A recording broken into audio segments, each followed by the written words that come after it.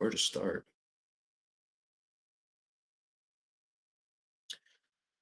I'm gonna be showing you guys how I made a thousand ish this morning. We made $400 last night and then 1,000 a day. So now we're at 1,400 for the day. About like 1,600 to go to pass this combine. So I'm gonna show you guys exactly how I did it. This is merely just me giving the sauce, telling you guys how I do it, what I do, what I look for, pretty much everything. Now, some things to excuse me. It's 10 o'clock.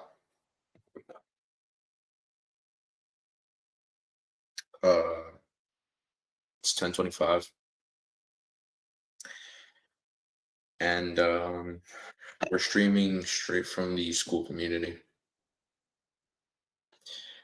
There's a 7-day free trial, so if you're interested, by all means, you'll catch these trades as I make them because I'm gonna do them on the lives. So, as for today's trade in the morning, all I did was I checked which order blocks are where, and from there, obviously, set support and resistance. And I checked the other indicators, like the moving average, convergence, divergence indicator, the relative strength index indicator, and the average true range indicator. Those are the indicators I use on TopStep. And as for TradingView, because that's where I have the order blocks and support and resistance, and key levels. Super important. Key levels are super important. Can't forget those. Honestly, if you trade without key levels, then you're looking to fail. So, straight to it. So, right here, this is on the 15-minute time frame. I'm gonna be showing you guys here on my phone because the way I do it is I keep things very separate. I don't like my charts to be 1,000 things on one screen. So I have two phones, right? And each phone has its own like format, so to say. So with this phone, it's the support and resistance, right? So I don't know if you can, I don't know if you guys can see that. These are delayed, right? So you see the D right here? That means it's delayed by about like 10 minutes. So you might be thinking, why are you using delayed time? Like that makes no sense, Rob. Well, Mr. Goober, it's because I don't need to be reacting as soon as something happens. Um, if I were to react to everything that price would do in the moment that it does it, my profitability wouldn't be as good as it is. Because you have to remember, like anything in the world, it's a whole bunch of pump fakes. It's a whole bunch of bullshit. Like market makers will bring price down to a certain price, right? They'll have a knee jerk reaction. That knee jerk is on purpose because you have a bunch of people just with their finger right over the button, waiting to press it as soon as the market opens. So, right, the market makers know that, and they'll push price down to a certain level, a certain price, and obviously that works in their benefit because they eat up stop losses, take commission, and then it goes back up to the direction that it was supposed to go initially. But if I weren't delayed and I were just like looking at the knee jerk and thinking like, oh wow, it's gonna go down all day. No, it's not. Because it's delayed, I obviously have to wait for this to show what it is. And once I have that price level, that support level and that resistance level, then I know exactly where I need to be trading. Not necessarily trading as soon as price makes a support, makes a resistance, because that's why there's something called retesting. Whenever price gets to a certain, whenever price action gets to a certain price, it inevitably leads to reflex actions. Muchas gracias. La secretaria te trajo el café. Amen.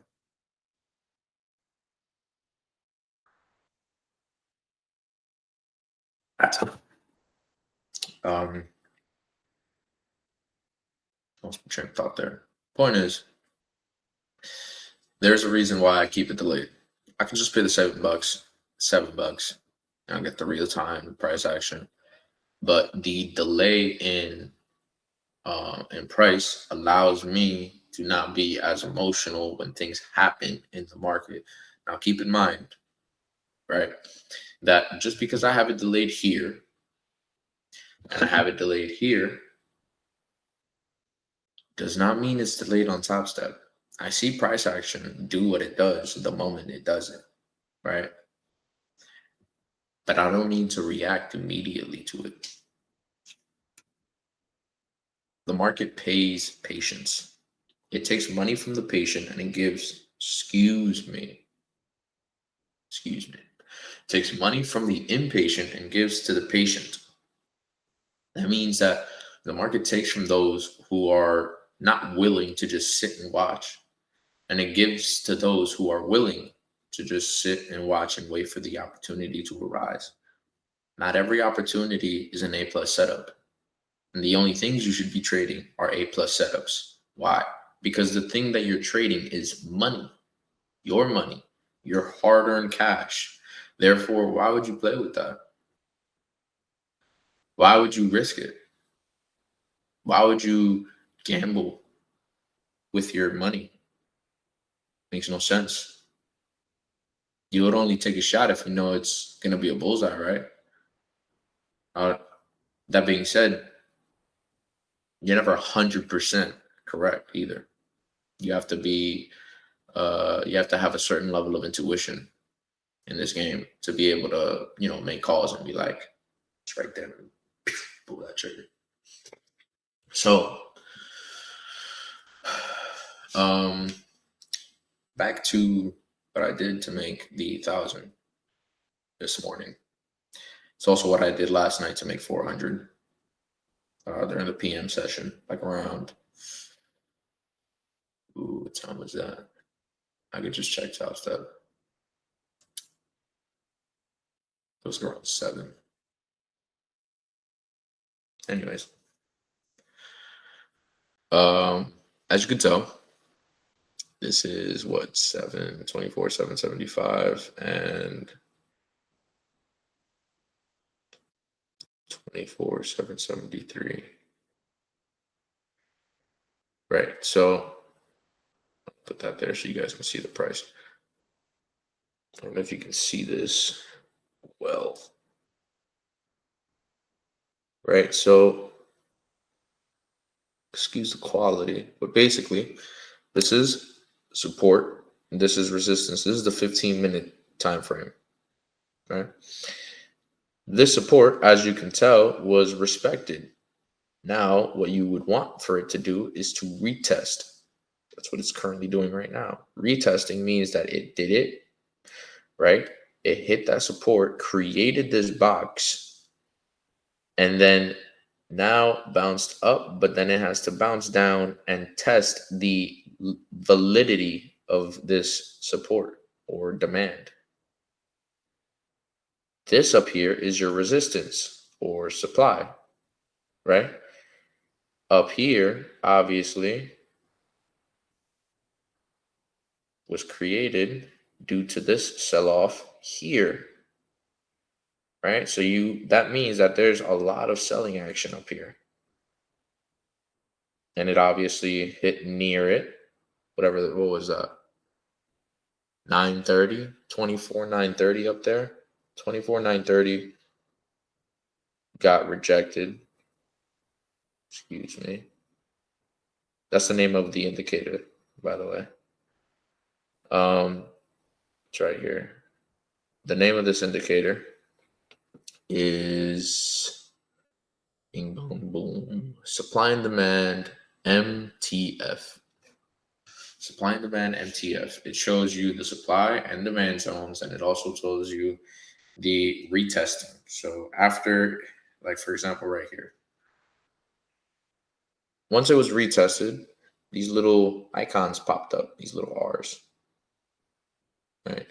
So those little R's represent price was retesting that level. Pretty straightforward. Now, what is it that you're looking for when you see this, right? You have your supply, you have your demand. Now what? Now you look down here. This indicator is by Arena. I'm not going to take credit for finding it. I got it from a trader, very successful man. His name is Socrates, the trader. You should look him up. He has amazing material. He just shows more than he talks, basically. Funny guy too. He's checking. This is Arena, right? You just gotta look for arenas, bull versus bear. But it tells you the buying volume and selling volume. So right now it's 81% selling volume and 18% buying volume. What does that say? Means that we're gonna go down a little bit. Now when it gets to high numbers like 90, 100, okay, what does that mean? That means that there's only sellers. What's the next step after everybody has sold? Take a wild guess.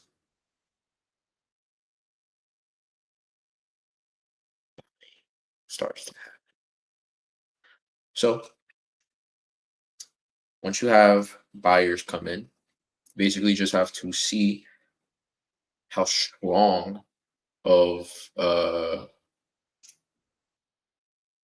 what's a good word for that? I'll keep it simple. How strong the buyers are when they come in, right? So that being said, this is the 15-minute time frame. We're gonna jump down.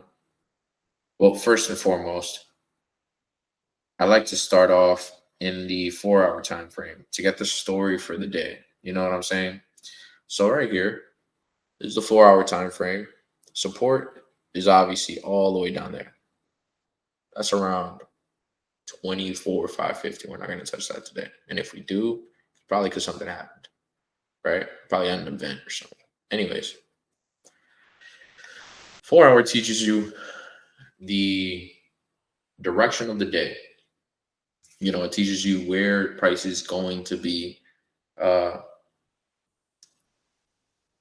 not where price is going to be. Excuse my language, because that's not correct at all. It tells you where price. It tells you what price has done over, you know, the last couple of days without having to go into the daily time frame.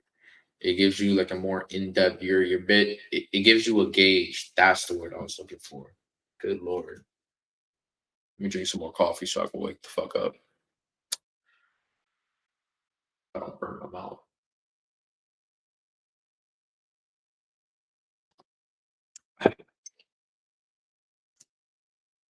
Love that. Anyways, gives you a gauge as to the direction of the day. That's good. Dang. Only that came out naturally the first time. It gives you a gauge as to the direction of the day. And now after that, you go to Arena, right? So selling volume is at 59%, buying volume is at 40% for the 4-hour time frame. So that tells you that for the duration of the day, it looks like we're gonna be could be 50-50.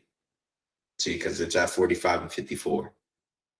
See, 43 buying volume, 56 selling volume. So it can go either way at this point with this candle. in particular. Remember that the arena is going off of each individual candle. We're going to go down to the 1 hour time frame. Now, selling volume is at 63%. Buying volume is at 38%. So now you're getting a picture, right? What is that picture? What is it showing you? A lot of selling is going on. And if that's the case, then sellers are predominant for the day. If that's the case, then you probably shouldn't be looking to go long today. Just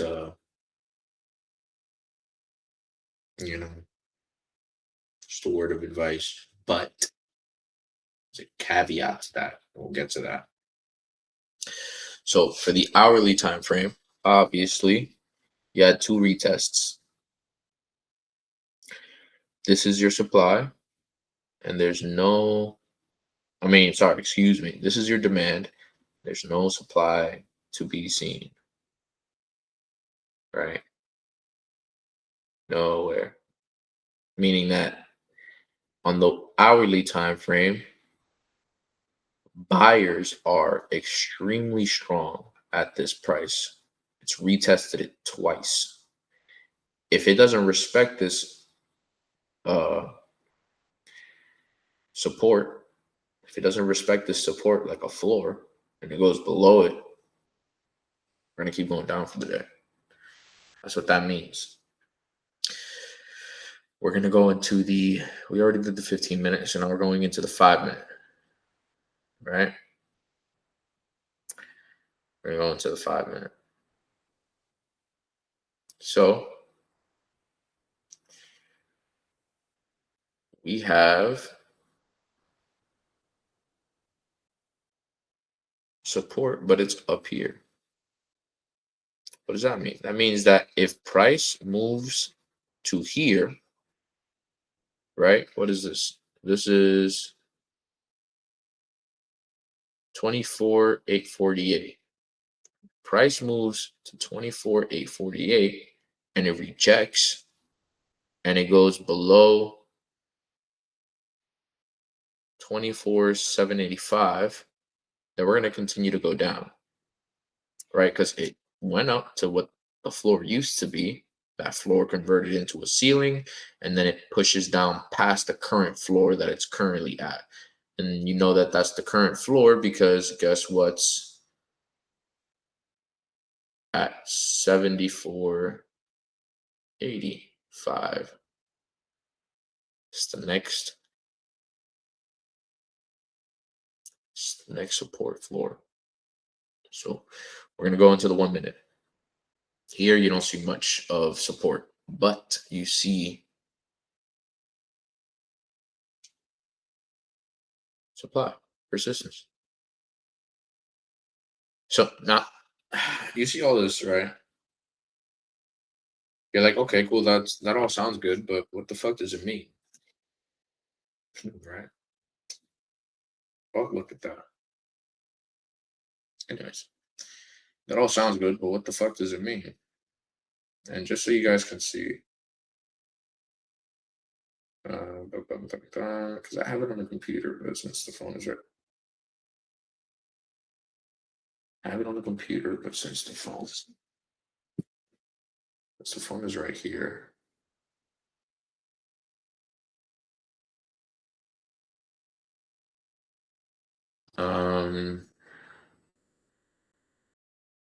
You see that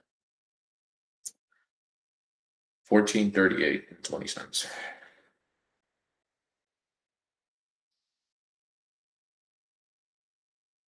So now we got over the top step.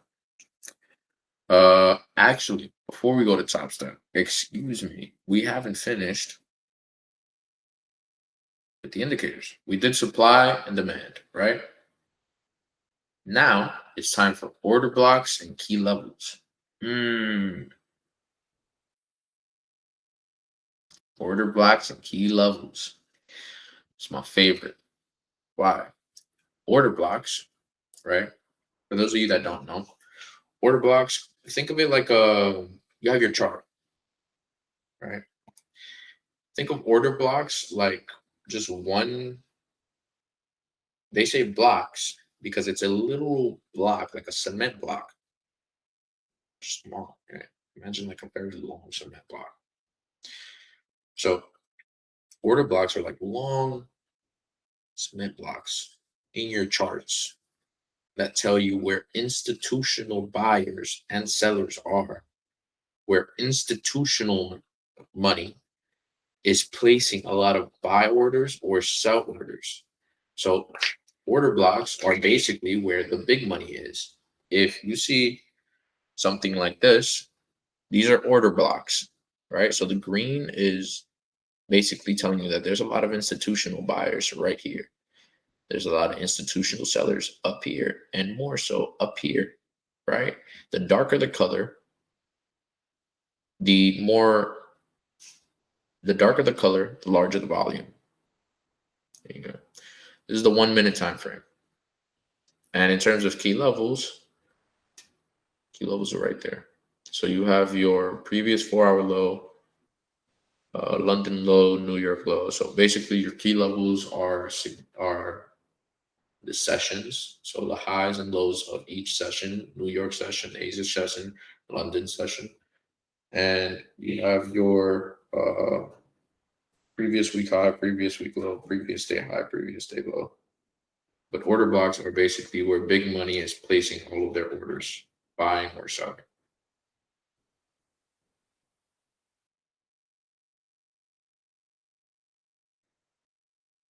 With the 5 minute time frame, you can see that there is an enormous amount of institutional buyers at around 24,780 up until 24,816. Right? And then up here, there's a lot of untested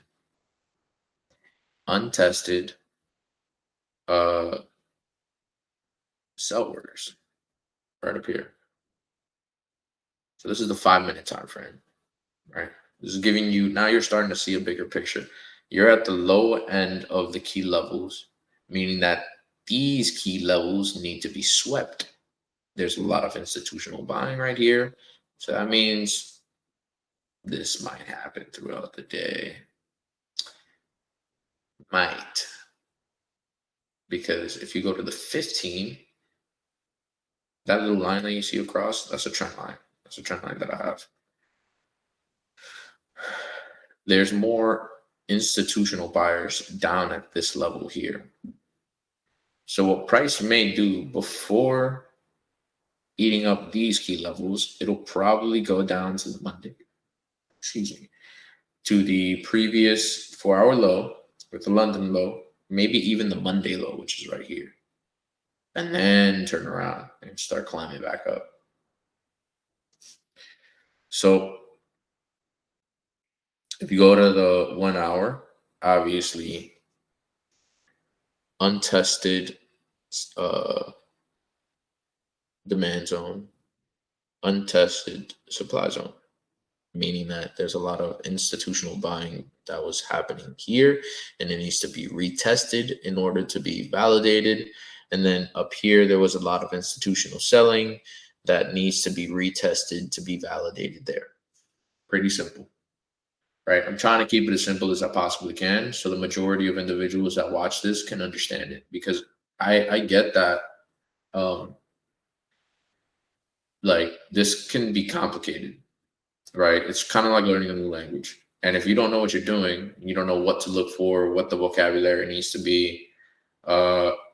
Shameless plug, I have a free vocabulary, a free trading vocabulary, like a glossary, for free. Basically, it has a definition of order blocks, price action, FOMC, et cetera, et cetera, et cetera. Basically, everything you need to know with trading, all the words and like the linguistics of it, I have it there in Spanish and English. Shameless plug. I'll leave it in the description for those that want it. And we're in the 1 hour. Obviously, we're on the lower spectrum of the key levels, so we're down here. Some people that just trade key levels will just buy here and wait for the other key levels up there to be swept up. It really be like it'd be that easy. I'm not even gonna lie to you. But like I said before, you have to have a certain level of intuition to know like a certain level of familiarity with the market to be able to do shit like that. You can't just come in and be like, oh, it's at the buy, it's at the 4 hour low. I'm gonna buy here. Okay. What if a new 4 hour low is made after that? What then? Because people have this misconception that like they have this misconception that trading is easy. It's not. It's probably the hardest thing that you'll ever do. That's why 80 to 90% of people that try it fail. I think there's a statistic that says 80% of people that begin trading fail and don't pick it back up after 90 days. It's that difficult. You'll either lose all of your money. No. Let me rephrase that.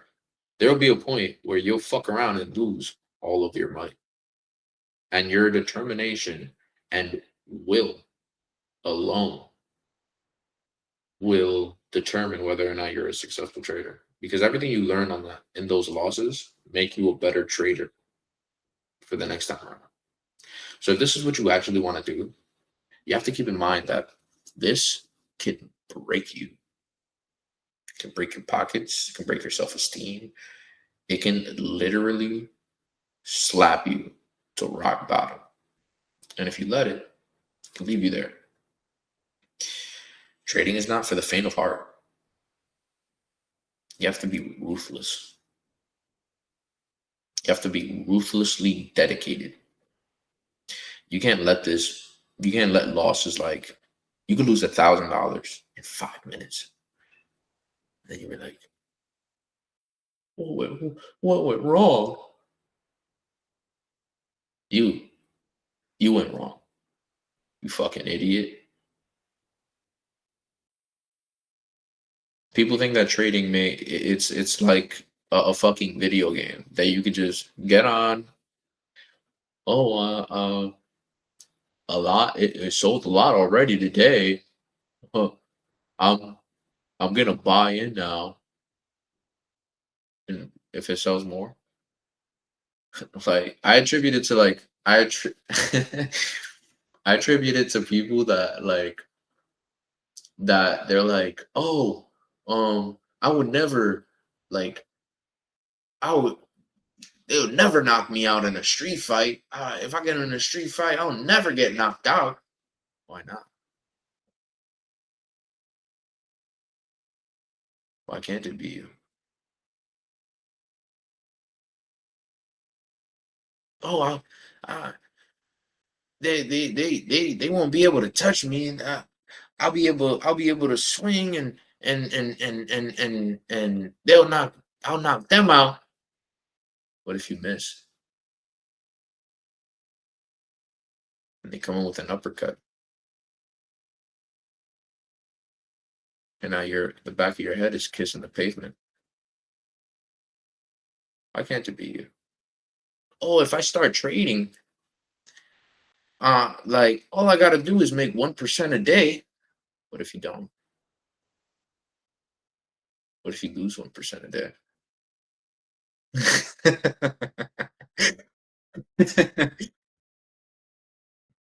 It's not. It really is not what people think it is. You have to really. You kind of have to be like fucked up here to really think that you are the best, because that's what it takes. Literally, I told you before. It's 80% to 90% people that try fail, meaning that there's only a 20 to 10% discrepancy to get 100%. You understand that, right? That means that if you walk into a room full of 100 people, only you and 9 other people are going to be better than everybody else there. If you walk into a room of 1,000 people, only you and 100 other people are going to be successful there.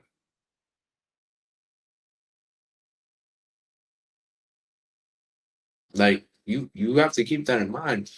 This isn't like just this isn't just nothing. You know what I'm saying? Like you need to take time dedicated to the charts. You need to actually sit down and study. You need to sit down and read. You need to pick up a fucking book, watch podcasts. Cool podcasts are great. Books are nice, but you actually got to put in the time. You have to be on the charts. You have to get familiar with how the market moves, how it operates, what it's made out of. The fact that you have to know that it has algorithms, that it has bots. You have to know what market makers are. You have to know the difference between a real retail trader and an institutional trader.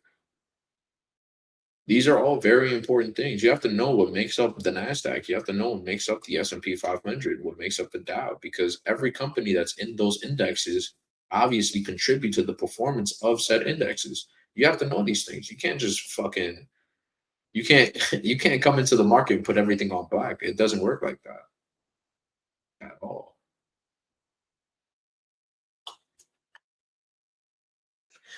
So,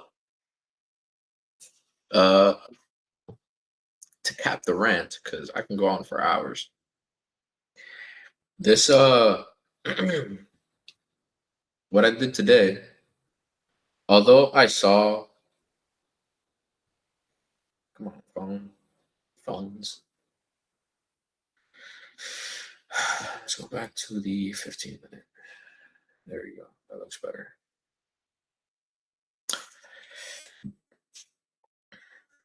Because I saw where support and resistance was throughout the early morning. I've been up since 7:20. And that's another thing. You have to be up early. I like to trade anywhere from 7 to 9. Today was an exception where I traded at 9:30 on the dot. Like I actually traded at 9:25 because that's when the opportunity presented itself, and I was just like, all right, cool, we're in it. 9:30 rolls around, market opens, and it's my TP, and it starts falling like a rock right after that. That's why I said earlier there are exceptions. That being said, those exceptions look like this. When I go from the 4 hour to the 1 hour, then the 15-minute, after I gauge the direction of the day, I go to the 15-minute to scope, see where actual support and resistance lie for the short term, right? Where order blocks are for the short term. I then go from the 15-minute to the 5-minute to gauge the direction of the immediate price action, right? So after I gauge the direction of the day, 4 hour, 1 hour, I then gauge where supply, demand, order blocks all are for the short term, which is in the 15-minute time frame. Along all of that, by the way, up until the 15-minute, I'm looking at key levels as well, looking at where price is around those key levels. And then after that, I'm looking at the 5-minute to gauge the direction of the short term. And I do that on Top Step. I do that via the MACD indicator, the moving average convergence divergence indicator. It looks like this. That's the MACD. So right now, it's obviously telling you it's going to go down some more. It's on the 15-minute though. So if I were to go to the 5-minute, it's starting. The bulls are starting to fight back, right? And then you have the R side, the ATR. The R side is obviously 30 is oversold.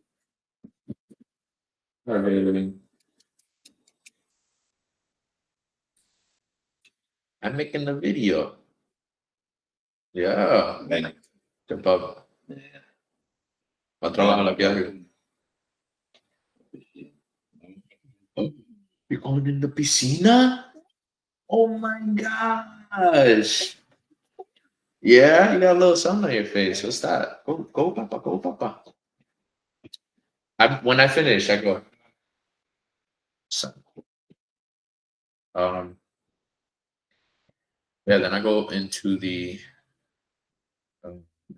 1 minute, and that's the scalpel.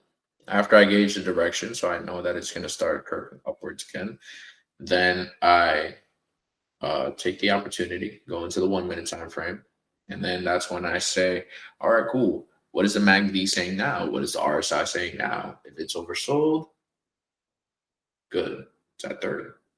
If the MACD indicator is showing me that there's going to be some divergence from downturn to uptrend, even better. Now we can start making some money. So now I've gauged the direction of the day. I know that there's going to be some selling, but I also know that there has to be some retests for the support. I mean, for the supply zones. And then I basically just mark out which levels of price are the most significant. And I just target those significant levels, right? They're different from key levels because they're areas that I myself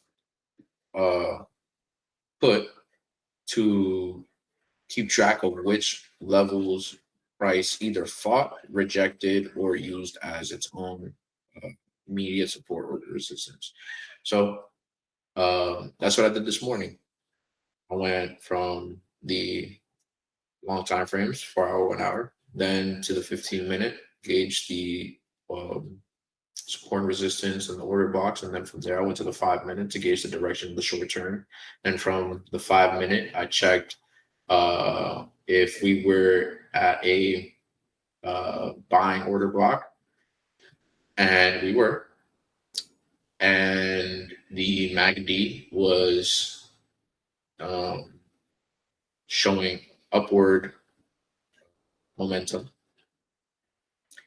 meaning that the blue line was about to cross the orange line, and the RSI was around like 38, I think it was 38-ish.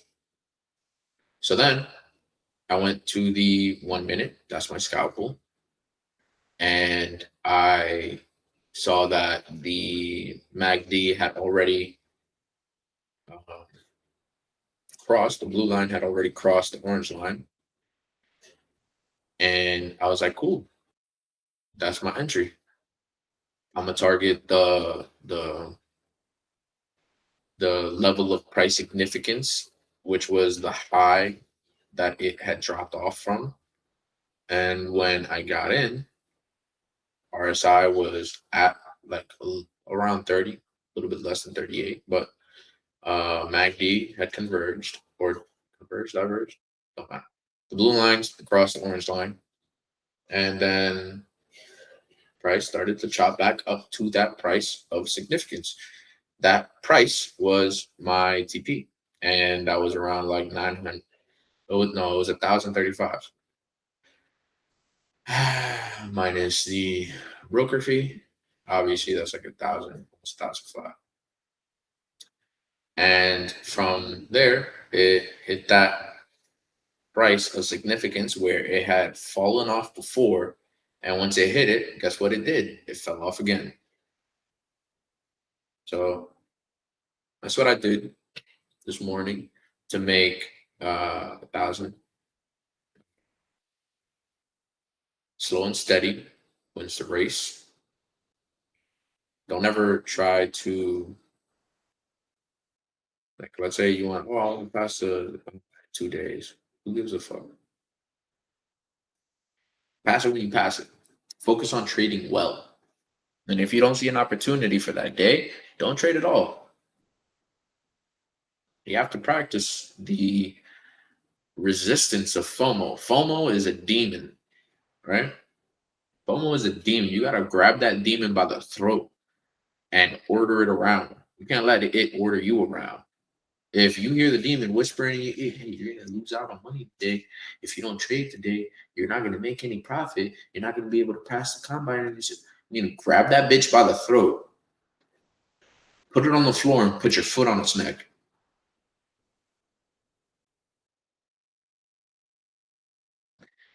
You cannot allow yourself to be pulled in any which way.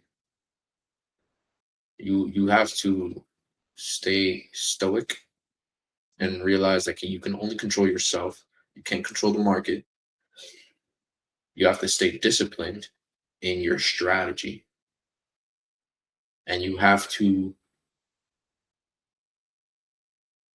be patient. That's it. And the profits will come. You have to treat this like a business. You don't win every day in business. Trust me. Any business person that's ever done business knows that simple fact that you do not win every day. You will have losses. You will have setbacks. You will have times where you wish you weren't doing the thing that you were doing. You have to keep on doing the thing. You have to persevere, be persistent, ruthlessly dedicated. So I'll leave you guys with that. This was MFR. I hope you guys enjoyed the content. If you want to see more, then feel free to like and subscribe. And for those of you that want to join the MFR community, feel free. The link is in the description. There's a 7-day free trial. So you'll probably get funded in the first 7 days. And that in itself will show the validity of the community. I don't just do futures trading. I do stock options as well, and I'll just post the options that I see. I only do stock options on companies that I deem fundamentally sound, and when I do that, the deeming of the financially sound of the company, I also do that live. So if you want to trade futures, not if you want to, let me say this properly. This is what I do. I trade futures, I trade options, and I invest in companies I think have a competitive advantage over their peers. If you want to do the same as me, then feel free to join the MFR Skool Community. The link is in the description, and I'll see you guys in the next one. Peace.